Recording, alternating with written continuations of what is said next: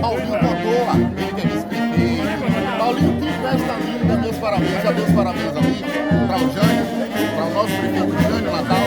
Que coisa linda, ficou muito iluminado, ficou muito bacana, meus parabéns. Fala para essa galera que está acompanhando a gente na nossa página, mais de 120 mil pessoas. Bom, primeiramente quero agradecer a vocês aí pela cobertura, parabenizar aí por vocês estarem aqui também fazendo parte dessa festa, a toda a sua audiência aí que vai estar nos assistindo.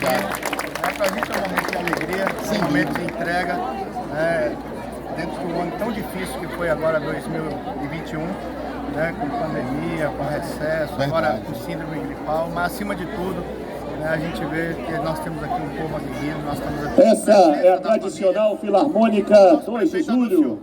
Isso aqui é apenas o início. Filarmônica 2 de julho. Nós vamos fazer uma coisa melhor ainda. Banda tradicional aqui de Porto Seguro.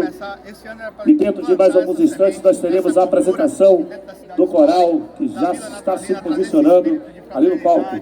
Ainda hoje nós teremos a apresentação da Bamupes.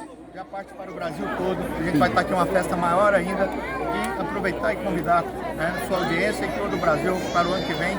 E dá tempo ainda, né? Porque vai até 20 de janeiro. Exato, eu já ia perguntar. Até 20 de janeiro. Até dia 20, vem pra cá.